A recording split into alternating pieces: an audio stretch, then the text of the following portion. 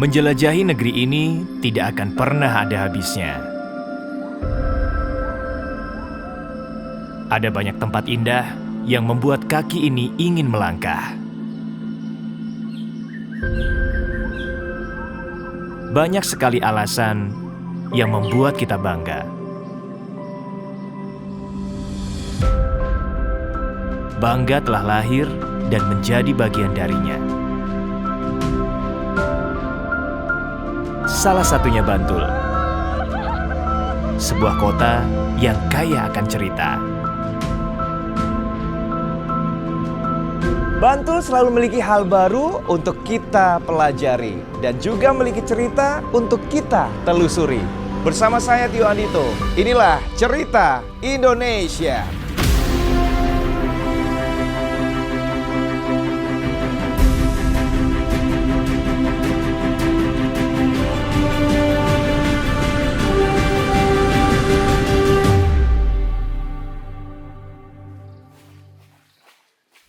Halo Bapak. Halo juga, Sugeng Enjang. Sugeng Enjang. Saya Tio Andito, Pak. Ya, saya Riyadi. Dengan Bapak Riyadi. Iya. Saya lagi jalan-jalan di Bantul dan saya pengen belajar proses pembuatan wayang kulit, Pak. Oke, silakan Pinara. Oke, boleh masuk? Monggo. Iya. Ji. Oke, di mana nih Pak kita, Pak? Ini Ya. proses dari awal pembuatan wayang kulit. Proses dari awal pembuatan wayang Ya, kulit. Standby seperti ini, siap Ya. seperti ini. Ini Ada kulit dari kulit kulit kerbau. kulit kerbau. Ji, yang Memang bagus, dipilih kulit kerbau. Yang bagus kulit kerbau. Mhm. Setelah buat coretan, lantas dilakukan penataan seperti ini. Oke. Pahat, Mhm. tatah itu artinya.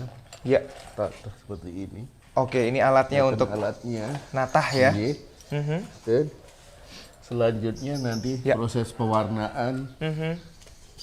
Ini warna dasarnya semula Oke. kuning begitu, terus ada dilanjutkan dengan pewarnaan berikutnya. Oke. Ini Bapak sendiri yang buat atau gimana, Pak? Ya, dibantu Ya. Tonggo Teparu. Oke. Memang daerah sini seniman Sendra, ya. wayang kulit semuanya Dulu memang mayoritas di pengrajin tempat wayang ini, kulit ya. tapi karena kondisi terakhir menjadi agak berkurang. Oke, oke. Total ada berapa pengrajin wayang kulit di daerah sini, Pak? Ya tidak kurang dari 50 lah mungkin. Oke. Sejak berapa tahun yang lalu? Kalau keberadaan Sendra ini sejak 60-an ya. 60 tahun yang lalu. 1960-an. 1960. Ya. Oke, baik. Jadi tahun 1960-an daerah ini memang kebanyakan pengrajin Wayang kulit. wayang kulit. Namun seiring berjalannya hari semakin terkikis pengrajinnya ya. Oke, tapi Bapak adalah salah satu pelestarinya hingga akhirnya tahun ini masih membuat wayang kulit ya. Selain sebagai seorang pengrajin wayang kulit, Pak Riyadi profesinya apa nih Pak? Saya sepenuhnya di wayang kulit. Sepenuhnya di wayang kulit. Saya mendengarkan kabar katanya Bapak juga abdi dalam keraton. Oh iya, kebetulan sebagai abdi di keraton untuk seni budaya. Seni budaya. Termasuk juga wayang kulit ini. Termasuk Salah kalau satu di tugasnya. keraton, salah satu tugasnya adalah perawatan Perawatan. koleksi kagungan dalam. Oke, baik. Jadi memang mengabdi Keraton Yogyakarta sekaligus juga nguri-nguri kabudaya lewat pembuatan wayang kulit ya. Oke, Pak, di belakang kita banyak wayang yang sudah jadi. Ini karyanya Pak Riyadi semuanya. Iya, ini kebetulan karena cucu saya itu suka wayang, kita buatkan mainan untuk dia. Oke, berarti ini Iya. playgroundnya dari cucunya Iya, Pak Riyadi. iya. Yang memainkan wayang ini berarti? Iya. Oh, ini dia. Dia Halo. yang Tos dulu dong. Namanya siapa? Mois. Namanya Mois. Mois ini berarti dalang cilik ya, Pak ya? Ya, Boleh. sejak Iya. usia 2 tahunan. Sejak 2 tahun sudah main main wayang ya? Luar main biasa. Om boleh ditunjukin gimana cara main wayangnya? Luar biasa. Oh, ini dia. Sudah di setting semuanya. Dalang cilik kita mulai beraksi ya. Cerita apa yang mau dibawain ini? Aji Norantoko. Adi? Aji Norontoko. Aji Norontoko. Oke, kita berikan tepuk tangan dulu dong, Pak.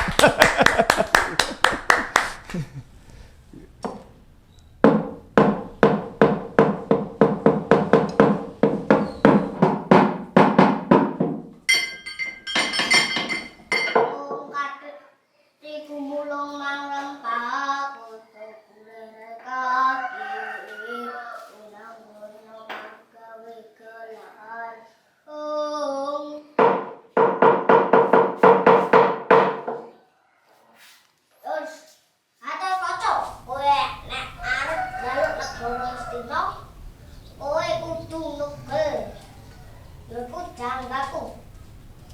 Ini aku satu tak titel. Baku, gini. Aco, dadang hatiku.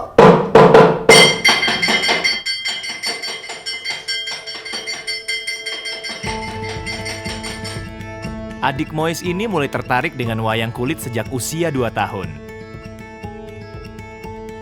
Sejak saat itu, ia dibimbing langsung oleh Bapak Riyadi untuk mempelajari segala hal tentang wayang kulit dan kisah pewayangan. 2 tahun yang lalu, saat usianya masih 5 tahun, Mois memulai debutnya sebagai dalang kecil dan telah tampil di berbagai kota. Wah, hebat sekali ya! Seperti halnya Mois, Bapak Riyadi ini telah menyukai pewayangan sejak beliau masih kecil. Pada tahun 1988, Bapak Riyadi menjadi abdi dalam keraton Ngayogyakarta. Di sana beliau dipercaya untuk merawat wayang-wayang keraton dan ukiran-ukiran bangunan bersejarah milik keraton. Kehebatan Bapak Riyadi tak hanya di sini saja loh. Beliau juga andil dalam perhelatan pasar seni terbesar di Amerika, Folk Art Market International, sebagai perwakilan Indonesia di bidang wayang kulit. Tak heran jika Bantul dikenal sebagai kota industri wayang kulitnya yang mendunia. Selanjutnya kita akan mengenal kuliner asli Bantul, yang dalam proses pembuatannya masih menggunakan cara tradisional. Daerah Bantul bukan hanya terkenal sebagai penghasil kerajinan, namun di sini juga terkenal olahan mie-nya. Namanya adalah mie letek. Kali ini saya sedang berada di pusat produksi pengolahan mie letek yang kabarnya masih menggunakan bantuan tenaga sapi. Coba kita tengok.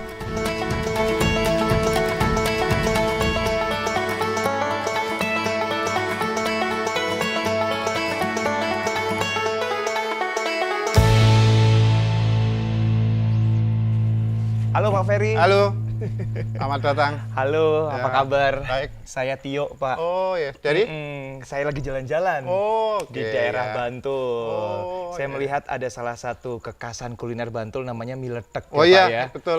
Bapak salah satu produsennya? Iya, iya Wow, betul. Luar biasa, saya bertemu sama orang yang tepat berarti. Ya, terima kasih. Pak Ferry, saya Ya. mau tanya-tanya, Baik. mie letek, apa yang membedakan mie letek dengan mie-mie yang lainnya nih? Oke, kalau masalah mie letek dengan Ya. mie yang lain itu perbedaannya banyak. Ya, Ya, dari segi bahan baku. oke. Ya, kalau dari bahan baku kita 100% dari ubi kayu. Ubi kayu. Ya, jadi Oke. mie ini Ya, itu kita produksi dengan 100% ubi kayu. oke. Ubi Ya. kayu, singkong. Iya, singkong. Oke, Ya. oke. Itu dari tepung tapioka, Mhm. kan juga dari sarinya singkong, Mhm. dengan tepung gaplek. Berarti dari segi bahan bakunya yang Ya. membedakan dengan mie yang lainnya Ya. ya. Oke, baik. Pak, kenapa namanya letek? Letek kalau dalam bahasa Jawa kan keruh berarti ya? Ya, dekil. Dekil, Misalnya letek heeh. itu dalam bahasa Jawa, kalau bahasa Indonesia dekil. Dekil, Ya, iya. karena Aha. itu hanya sebutan orang-orang sejak dahulu kala. Iya, aha. Nah, karena kan mie ini warnanya juga kesoklatan, Mhm. ya kan, jadi kesannya agak kotor warnanya. Oke. Nah, kalau orang Jawa bilang letek warnanya. Letek ya? Ya. Oke, karena setelah diolah pun hasilnya juga agak sedikit letek atau seperti apa? Ya, kalau diolah luarnya juga sudah bagus. Ya, sudah bagus, cuman agak kesoklatan sedikit. Oke, kalau biasanya mie pada umumnya kan kuning ya warnanya ya. ya. Oke, kalau ini agak sedikit dekil namanya adalah mie letek. Mie letek, Tapi ya. rasanya enak. Ya, rasanya enak. Dan kalau Ya. perbedaannya, ini kita produksi tanpa bahan kimia sama sekali. Jadi organik semuanya ya? Organik semua, tanpa Oke. bahan pemutih sama sekali. Oh. Ya, maka oke. yang menjadikan warna kemerahan ini itu sebetulnya dari getahnya ubi kayu. Oh, seperti Ya, itu. dari getah singkongnya. Itu yang membedakannya ya. Ya. Oke, Bapak ini produsen menghasilkan mie letek ini sejak tahun berapa, Pak? Kalau perusahaan ini didirikan oleh kakek saya, yaitu Haji Umar Bisir Nahdi, itu tahun 1940-an. 1940-an. Iya. Bahkan sebelum Indonesia merdeka. Iya. Wow. Nah, dan- Sudah ada mie letek ya waktu itu ya. Dan ini historinya perusahaan berdiri itu dulu semata-mata bukan bisnis. Oke, Ya, oke. tapi dulu perusahaan didirikan untuk siar agama. Oke. Ya. Melalui media kuliner. Iya.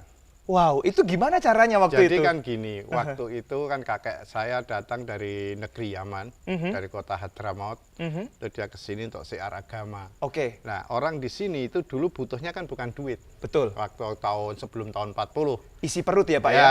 Ya utamakan kan pangan. Makanan ya?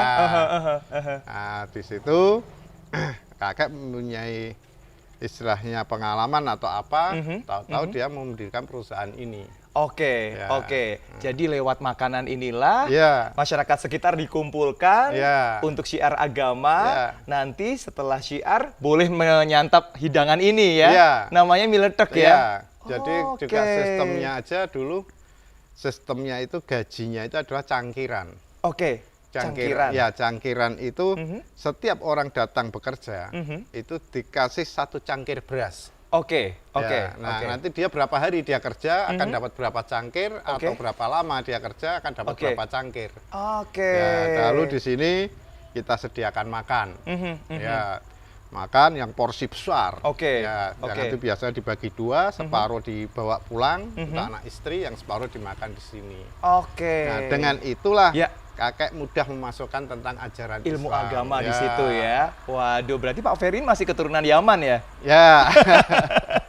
Oke, Pak Ferry, saya mendapatkan informasi kalau pembuatan produksi dari mie letek ini masih menggunakan tenaga sapi. Iya. Itu pada bagian apa ya? Itu bagian silindernya untuk Silinder? pencampurannya. Oke. Ya, Oke. jadi kan kenapa saya masih menggunakan tenaga sapi? Karena teknologi itu kita belum temukan di pertokoan Ya. dengan sistem mesin itu kita belum. Oke, Ya, oke. semua kita bikin dengan rekayasa, hasilnya nggak bisa sebaik atau seenak Ketika dengan menggunakan manual. tenaga sapi ya? Dengan menggunakan tenaga sapi. Oke. Kalau mitosnya itu ibarat kayak orang bikin cabe atau Cabe. sambal. Aha, aha. Ya, itu Kalau nggak kan- pakai ulekan nggak enak ya, Pak ya? Ya, dia kalau di blender sama Bener, pakai bener. cobek kan Bener. enak pakai cobek. Betul, Nah, betul. Itulah kalau mitosnya seperti itu. Oh, jadi sejak awal dulu memang menggunakan tenaga sapi? Iya. Oh, untuk mixingnya, Iya, olahannya itu iya, ya? Iya. Baik, luar biasa sekali. Pak Ferry, ini kan sudah diproduksi di sini. Ya. Lalu distribusinya kemana aja, Pak Ferry? Saya distribusinya untuk partai besarnya masih di sekitar Kabupaten Bantul, juga Kota Jogja. Ya, itu. Tapi kalau yang di luar kota Oke. juga banyak yang minta pengiriman. Oke. Ya, banyak. Lalu ini yang sekarang baru bergerak di Jakarta itu dari Markaban. Markaban? Ya, masyarakat Bantul yang ada di perantauan. Namanya Markaban? Ya. Oh. Itu dia akan membuat warung mie letek di Jakarta. Oke. Dan itu nanti kita yang akan nyuplai bahan bakunya. Betul, betul, Ya. betul, betul. Luar biasa sekali. Karena memang kalau kita ke Bantul, memang harus wajib banget Ya. nyoba kuliner khas dari Bantul, yaitu Ya. mie letek ya. Ya. Oke, saya jadi tertarik nih Ya. bagaimana rasanya dari mie letek. Kalau dibocorin rasanya seperti apa, Pak? Kalau rasa sih dia lebih gurih, lebih enak. Gurih ya? Juga dimakan ada sedikit kenyalnya. Oke, oke, Ya. oke. Juga mie ini mempunyai kelebihan bagus untuk anak autis. Oh gitu? Iya, karena kan anak autis harus meninggalkan terigu. Betul, betul. Ya, maka penggantinya mie seperti ini. Oke, Itu pengganti satu. terigu Kedua, dari singkong ya? Ya, juga bisa menjadi pengganti nasi juga. Oke, karena mengandung karbo. Ya. Waduh, luar biasa. Saya mau jalan-jalan lagi, saya mau nyoba rasanya mie letek yang ada di Bantul. Monggo, Baik, silakan. Siap. Banyak warung di sini. Ya, baik. Terima kasih Pak Ferry. Ya. Ya, saya pamit dulu. Monggo. Mari, boleh dilanjutkan Ya, kegiatannya. ya. Mari Pak Ferry. Berjarak sekitar 20 menit perjalanan dari kota Yogyakarta. Salah satu menu kuliner khas dari Bantul, Yogyakarta. Kita rasakan. Ada satu rumah makan yang menyajikan mie letek lengkap dengan suguhan pemandangan perbukitan yang asri banget. Menikmati Mangunan memang paling seru dengan menggunakan jeep. Tak hanya diberi kejutan di setiap treknya, kita juga dapat menikmati indahnya panorama di kawasan Mangunan yang asri dan sejuk.